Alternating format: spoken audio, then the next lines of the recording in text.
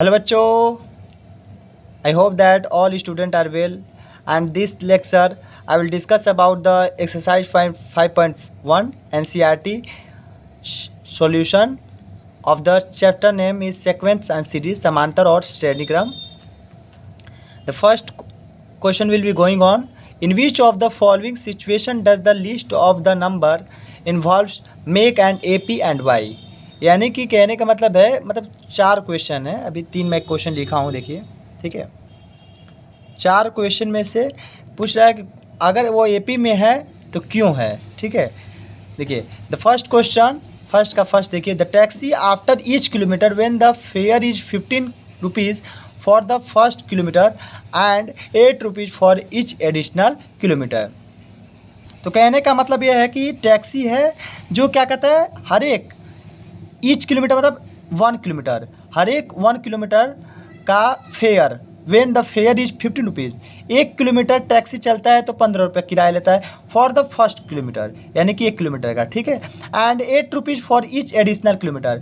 और 1 किलोमीटर के बाद फिर 1 किलोमीटर अगर चलेगा तो 8 रुपये क्या हो जाता है, ऐड हो जाता है. तो देखिए इसे मान लीजिए कार है. ठीक है, सपोज दैट. ठीक, यहाँ से यहाँ पे गया ए पॉइंट पे 1 किलोमीटर चला. ठीक, फिर दूसरा किलोमीटर चला. ठीक, ये बी पॉइंट पे आ गया. फिर तीसरा किलोमीटर 1 किलोमीटर और चलता है आगे सी पॉइंट. ऐसे ही चल रहा है. ठीक है, तो यहाँ का किराया कितना रुपया लग गया, 15 रुपया हो गया. ठीक, 15 रुपीज़ हो गया किराया.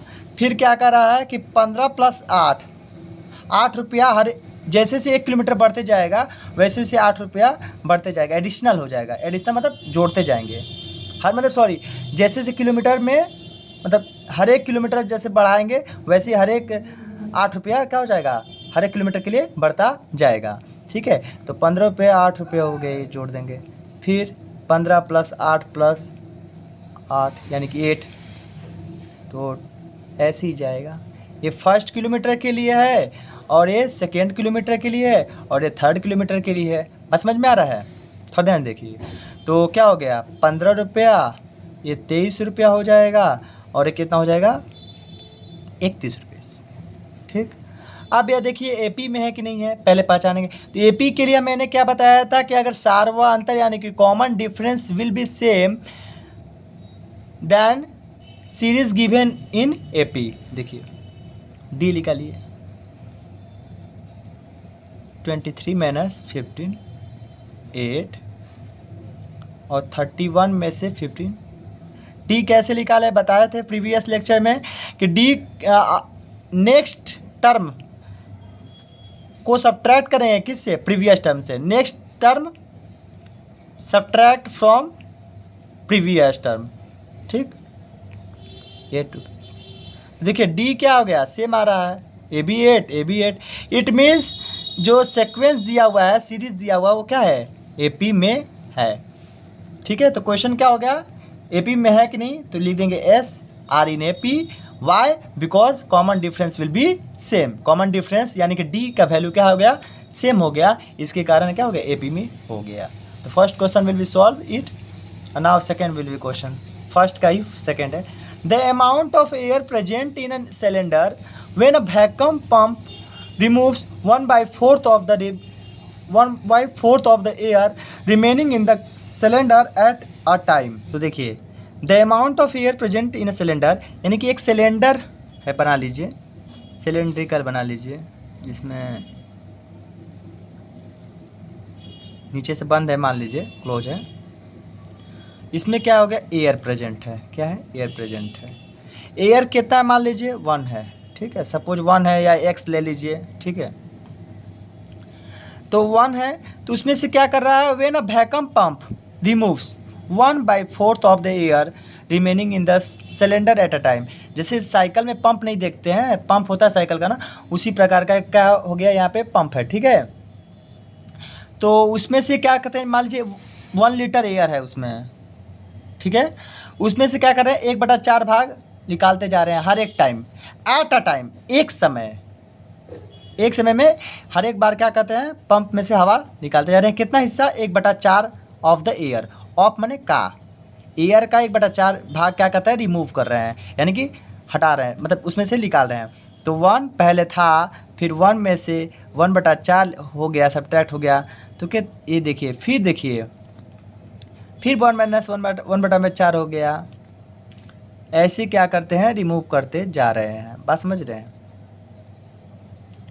पहले वाले में से हमेशा 1/4 सब्ट्रैक्ट करते जा रहे हैं। तो देखिए क्या एपी में है, ये 3/4 हो जाएगा। फिर ये सब्ट्रैक्ट करिएगा तो 1/2 हो जाएगा लगभग। फिर इसको सब्ट्रैक्ट करिएगा तो देखिए ऐसे कि 3 बटा में ये 1/2 हो जाएगा ना, 1/2 हो जाएगा। ये फाइनली ये सीक्वेंस हो गया। अब देखते हैं क्या एपी में है कि नहीं। तो एपी में के लिए क्या करते हैं हम लोग, डी निकालते हैं। तो डी निकालिए, 3/4 - 1, ठीक है। तो कितना हो जाएगा, -1/4 हो जाएगा। फिर वैसे ही निकालिए इसमें, डी बराबर क्या हो जाएगा, 1/2 - 3/4। तो क्या हो जाएगा, 4 2 2 -3 -1/4 ये भी हो गया। फिर इसको सब्ट्रैक्ट करिए, यहाँ डी देखिए कितना हो जा रहा है। तो यहाँ पे 1 - 2 -1/4। तो देखिए ये भी डी क्या हो गया, -1/4 -1/4 -1/4, यानी कि डी का वैल्यू क्या हो गया, सेम आ रहा है। तो डी का वैल्यू जब सेम आ रहा है तीनों में, यहाँ पे यहाँ पे यहाँ पे, तो इसका मतलब जो ये सीक्वेंस हम लोग निकाले थे, फाइंड कहते हैं क्वेश्चन से, तो क्या हो गया, एपी में है, एपी में है। तो एस आर इन एपी, ये क्या है, क्वेश्चन जो दिया है वो एपी में है। बात समझ रहे हैं? अब देखिए थर्ड क्वेश्चन देखिए। The third question is that the cost of digging a well after every metre of digging when it cost of इतना 150 rupees for the first metre and rises by 50 rupees for each subsequent metre. बस समझ रहे हैं? देखिए तो इसको solve कैसे करेंगे, देखिए बता रहे हैं आपको। The cost of digging well, एक वेल मान लीजिए है। पहले फिगर से हम लोग सोचते हैं कैसा होता है ना, एक वेल है, ठीक है, सिलेंड्रिकल ही होगा। Well after every metre of digging, digging माने खुदाई, यानी कि हर एक मीटर, प्रत्येक metre of digging when it cost of 150 rupees, हर एक मीटर का खुदाई करने में 150 रुपये लगता है। यानी कि 1 मीटर जब था, इसका खुदाई किए था तो 150 रुपया लगा था।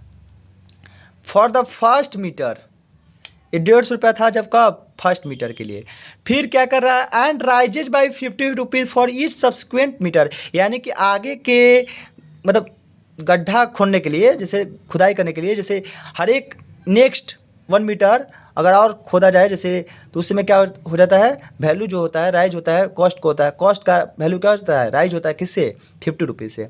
यानी कि अगले सेकेंड मीटर, फिर वैसे सिंपली जैसे हम लोग फर्स्ट वाला क्वेश्चन किए थे वैसे ही करेंगे। 1 किलोमीटर, अरे 1 मीटर, थोड़ा दिक्कत हो रही है, 1 मिनट रुक जाइए। 1 मीटर, फिर क्या हो गया 2 मीटर, जैसे से इसमें बढ़ा है 1 + 1 किए, फिर देखिए 1 + 1, फिर तीसरा मीटर खोदने के लिए 3 metre, dot dot dot dot, ठीक है। ठीक उसी प्रकार आप देखिए कॉस्ट का देखिए, तो फर्स्ट मीटर के लिए 150 रुपया हो गया था, ठीक है। सेकेंड मीटर के लिए 150 + 50 rupees, according to question 50 rupees क्या कहते हैं, राइज कर रहा है हर एक मीटर जैसे से खुदाई और बढ़ाते जाएंगे जैसे। तो फिर 150 + 50, बस समझ रहे हैं? अब देखिए तो 150 200 250 डॉट डॉट डॉट डॉट, क्या ये पी में है? तो चेक करिए, डी कितना हो गया, 50 हो गया। ये डी कितना हो गया, 50 हो गया। डी कैसे निकालते हैं भाई? नेक्स्ट टर्म में से प्रीवियस टर्म को क्या करिए, सब्ट्रैक्ट करिए। देखिए 50 50 सेम आ गया, यानी कि ये भी क्या है, एपी में है। बस समझ में आया? बस समझ में आया? अंडरस्टूड और नॉट? अंडरस्टूड और नॉट? ये भी क्या हो गया, सेक्वेंस जो है एपी में है। तो ये फर्स्ट और सेकेंड थर्ड क्वेश्चन देख लिए हैं। Now I will discuss about the second question. Write the first four terms of AP when the first term and common difference will be given below। तो यानी कहने का मतलब है कि first four terms of AP, यानी कि AP का शुरुआत से 4 पद ज्ञात करिए, ठीक है, टर्म ज्ञात करिए जब ए और डी दिया रहे तब, ठीक है। तो हम लोगों ने फॉर्मूला एक पढ़ा था। फॉर्मूला क्या था भाई? देखिए टी एन बराबर A plus N minus 1 into D था, ठीक है। मैं समझ रहे हैं? आप देखिए, तो जब ए था तो हम लोग को फोर टर्म निकालना है। क्या निकालना है? 4 टर्म, ठीक है, 4 टर्म निकालना है। तो 4 टर्म कौन कौन सा हो जाएगा? 4 टर्म निकालना है, फाइंड करना है। पहले देख लेते हैं, फर्स्ट क्वेश्चन में पूरा डीपली पूरा अच्छे से पढ़ लेते हैं कैसे क्या करना है। 4 टर्म तो कौन कौन सा? T1 निकालना है, T2 निकालना है, T3 निकालना है, T4 निकालना है, या A1 निकालना है, A2 निकालना है, A3 निकालना है, A4 निकालना है। बस समझ रहे हैं? अब देखिए T1 निकालना है, तो T1 यहाँ पे T1 को या T1 हम कल बताए थे कि TN को ही AN कहते हैं या लास्ट टर्म कहते हैं। ये फॉर्मूला क्या होता है? A plus N minus 1 into D. In lecture third में यानी प्रीवियस लेक्चर में मैं पढ़ाया था इस फॉर्मूला को, ठीक है। ये AN है, ठीक है। अब आते हैं, फर्स्ट टर्म दिया हुआ है तो T1 निकालना है। T1 कैसे लिख लेगा? T1 किसके बराबर होता है भाई? तो A1 के बराबर हो जाता है। और A1 क्या होता है? A ही होता है, हम बताए थे। AN कहिए, A1 कहिए या T1 कहिए या A कहिए, बात सेम है। तो A कितना दिया है? 10, तो 10 हो गया। तो पहला पद तो निकल चुका है। दूसरा पद क्या हो जाएगा? तो A plus N minus 1 into D. N की जगह क्या, यहाँ पे क्या है? एन की जगह पे क्या है? 2 है, तो 2 रखिए यहाँ फॉर्मूला में, 2 माइनस 1 इंटू डी। देखिए यहाँ पे 2 माइनस 1 इंटू डी, तो ए प्लस डी हो गया। बस समझ रहे हैं? ए प्लस डी हो गया। तो T2 बराबर क्या हो गया? ए कितना दिया हुआ है? 10 दिया हुआ है, और डी कितना दिया हुआ है? 10 दिया हुआ है। तो 10 प्लस 10 20 हो गया, T2 हो गया। सिमिलरली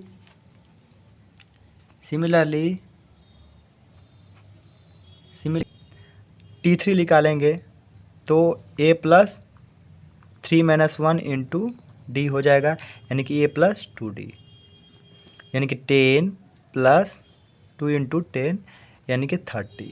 तो तीसरा पद निकल गया। चौथा पद निकालिए यहाँ पे वैसे ही same, A plus 4 minus 1 into D. Formula के बेसिस पे सब बना रहे हैं। तो A प्लस 3D यानी कि 10 प्लस 3 इंटू 10, तो कितना हो जाएगा? 40। यानी कि 4 पद कौन कौन सा आ गए? तो हम लिखेंगे 4 टर्म्स ऑफ AP आर 10 20 30 40। ये आंसर ऐसे कर सकते हैं। बस समझ में आया? अंडरस्टूड और नॉट? देखिए क्वेश्चन दिया था ए और डी निकालने के लिए दिया था, हम लोगों ने फॉर्मूला क्या पढ़ा है? Tn बराबर A plus N minus 1 into D. Question में क्या फाइंड करने के लिए कहा था? फर्स्ट 4 टर्म ऑफ AP में ए और डी का वैल्यू दिया है और कह रहा है कि फर्स्ट 4 टर्म यानी कि शुरुआत से 4 पद निकालिए, यानी कि T1 T2 T3 T4 निकालना है, ठीक है। Tn को ही AN कहते हैं या लास्ट टर्म कहते हैं, L कहते हैं। A plus N minus 1 into D के फॉर्मूला पे कर दिए हैं। फिर ये देखिए सॉल्यूशन है, ठीक है। अब next question will be, you can do it easily in this best. देखिए ए दिया हुआ है यानी कि T1 दिया हुआ है, ए दिया है -2, ठीक है। कह सकते हैं, कन्फ्यूज नहीं होना है। T1 को ही A1 कहते हैं और A कहते हैं, ठीक है। ये कन्फ्यूज नहीं होना, A1 को ही A कहते हैं, हमेशा याद रखिएगा। अब देखिए T2 निकालना है, A प्लस डी कर दीजिए। T2 बराबर A प्लस डी किया है ना यहाँ पे, देखिए। अब डायरेक्ट करेंगे हम लोग। ए प्लस डी कितना हो गया, -2 प्लस 0 -2। T3 कितना हो गया, ए प्लस 2D। T3 कितना हो गया, ए प्लस 2D, करिए -2, ये भी हो गया। T4 कितना हो गया, ए प्लस 3D, तो -2 प्लस ये भी 0 हो गया, -2 हो गया अभी। तो 4 पद कौन कौन से निकल गए, -2 -2 -2 -2 -2, ठीक है। नेक्स्ट क्वेश्चन में क्या हो गया, यहाँ पे भी सेम वैसी ए दिया है, यानी कि T1 पद दे दिया है, 4 दे दिया है। T2 कैसे निकालेंगे, तो ए प्लस डी करके निकालेंगे, ठीक है। तो ए प्लस डी निकालिए, 4 - 3 1 हो गया। T3 निकालेंगे, ए प्लस 2D, तो 4 प्लस -3 × 2, ठीक है। तो -6 प्लस 4 -2 हो गया। वैसे T4 निकाल देंगे, ए प्लस, ठीक है, थोड़ा सा प्रॉब्लम है, ए प्लस 3D, ठीक है। जहाँ नहीं समझ में आएगा पूछ लीजिएगा हमसे। 3 × -3, ठीक है। तो -9 -5 हो जाएगा। तो यहाँ पे भी 4 पद कौन कौन से हो गए, 4 1 -2 -5, ए 4 टर्म्स ऑफ NAP हो गए। बस समझ रहे हैं। अब आते हैं आगे के क्वेश्चन, देखते हैं इसका चौथा क्वेश्चन कौन सा है। सॉल्व कर सकते हैं इजीली। ए बराबर -1 है, यानी कि T1 दे दिया है, -1 हो जाएगा। T2 क्या हो जाएगा, ए प्लस डी, ए प्लस डी -1 प्लस हाफ, यानी कि -1/2 हो जाएगा। T3 निकाल सकते हैं, ए प्लस 2D, ए प्लस 2D हो जाएगा, तो 0 हो जाएगा। T4 निकाल देंगे, ए प्लस 3D,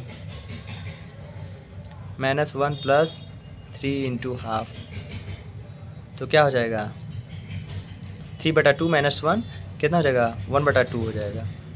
तो यहाँ पे T1 T2 T3 T4 निकल गया, 4 पद ये भी निकल गए हैं। बस समझ में आ रहा है।